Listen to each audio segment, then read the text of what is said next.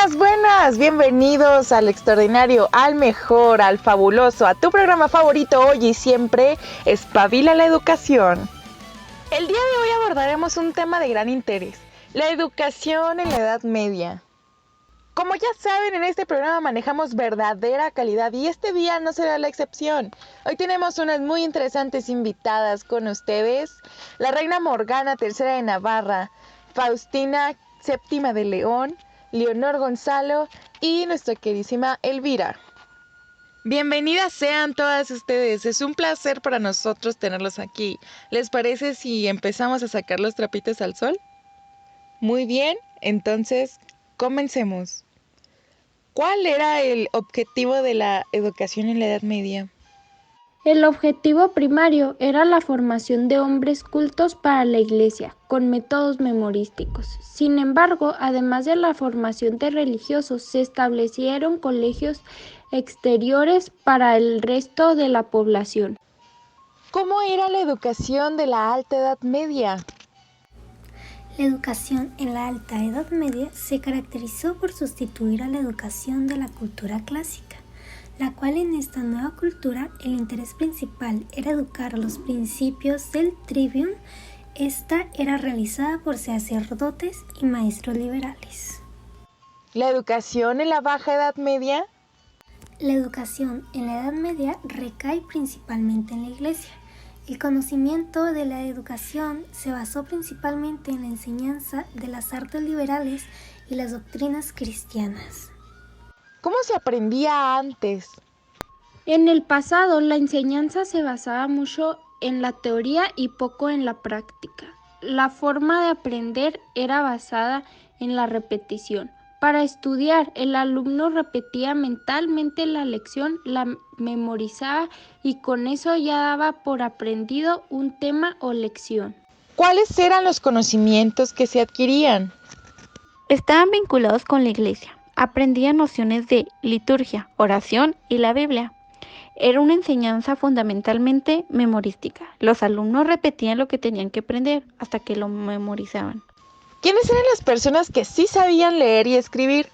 Eran los clérigos, es decir, los hombres sabios, letrados con estudios escolásticos, aunque no fuesen religiosos.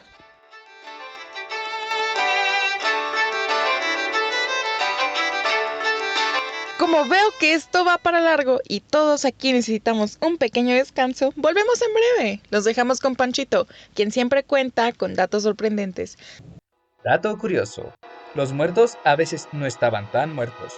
Cuando abrían el cajón, en ocasiones se veían arañazos. Habían sido enterrados vivos. Para evitar esto, en esta época surgió la idea de, al cerrar el ataúd, agarrar una muñeca del difunto con un hilo, pasarlo por un agujero del ataúd y atarlo a una campanilla sobre la tierra.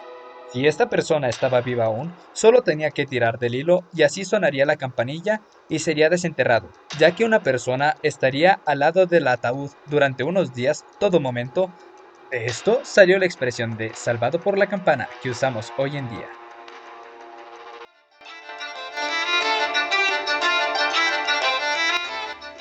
Vaya que ese descanso se aprovechó. No perdamos más el tiempo y continuemos con la entrevista, pues hacerle perder el tiempo a estas celebridades no es de gente bien y nosotros sí que lo somos.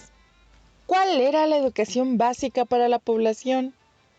Era gratuita y básica. Los niños de los alrededores de los monasterios acudían a las escuelas y les enseñaban fundamentalmente las principales oraciones y conceptos religiosos. ¿Por qué eran mayormente analfabetas? Pues normalmente no se les enseñaba a leer y a escribir, ya que no lo iban a necesitar para su trabajo. ¿En qué consistían las escuelas monarcales?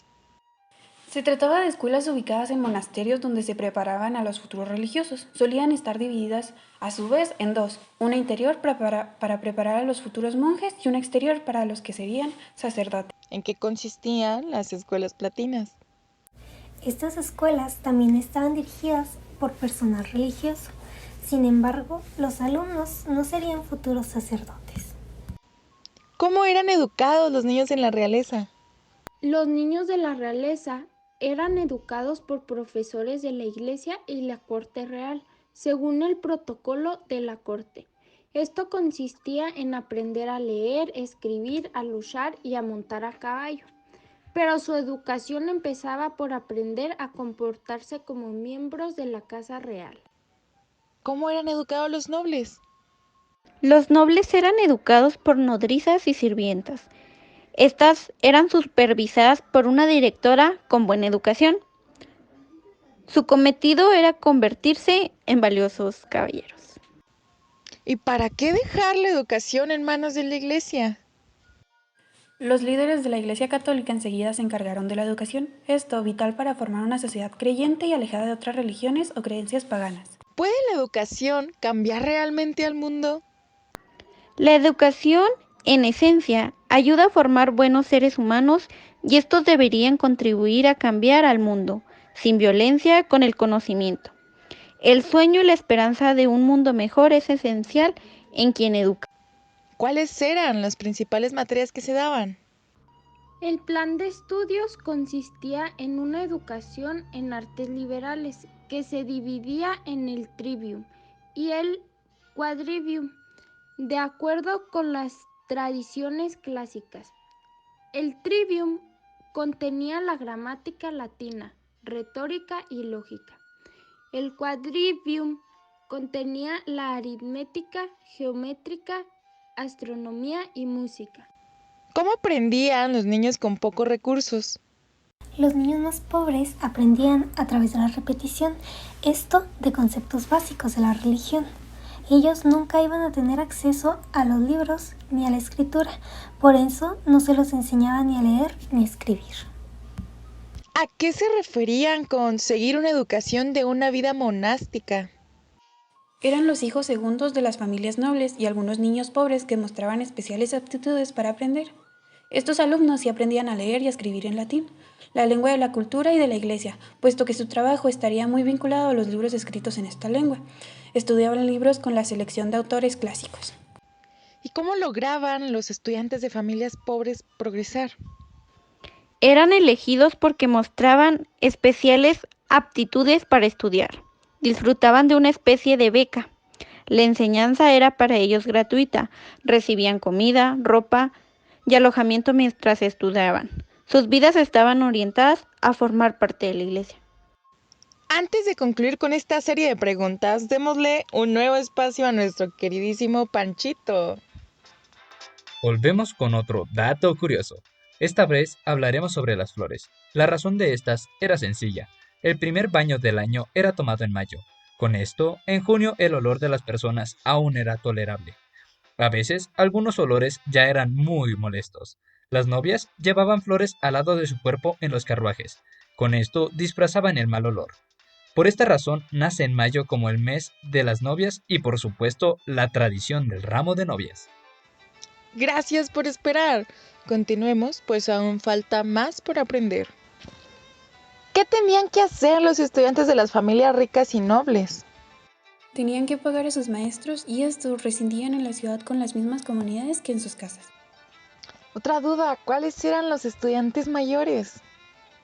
Eran hombres instruidos que querían seguir aprendiendo. Estos iban a escuelas donde impartían materias de su interés. ¿Y qué son las artes Se liberales? encontraban 4. Aritmética. Se ocupaba del estudio de los números y de las operaciones elementales realizadas con ello. Resta, multiplicación y división. Música.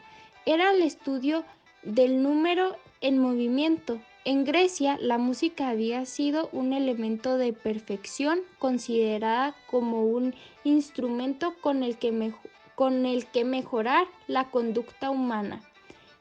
Geometría es el estudio del espacio en estado puro. Es una rama de matemáticas que se ocupa de las propiedades de las figuras geométricas en el plano o el espacio, como son puntas, rectas, planos, polígonos, políderos, curvas, superficies, etc. Astronomía era el estudio del espacio en movimiento. Es la ciencia que se ocupa del estudio de los cuerpos celestes, sus movimientos, los fenómenos ligados a ellos, su registro y la investigación de su origen. Y todo esto que me han contado, ¿cómo se enseñaba? La enseñanza se basaba en la lectura y el comentario de textos. Los maestros glosaban, comentaban, los textos buscando nuevos significados. También se planteaban y resolvían problemas mediante debates entre los estudiantes. Un elemento clave de la educación y la cultura medieval es el respeto. Reverenciar a lo que está escrito. No se duda de lo escrito.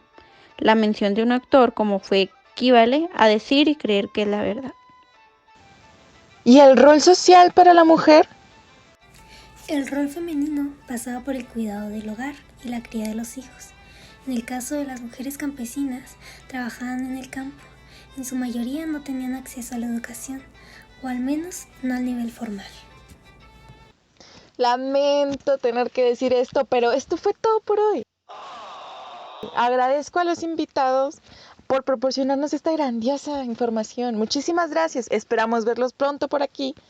Como saben, volveremos en un emocionante tema nuevamente. Los esperamos en su estación favorita, Espabilando la Educación.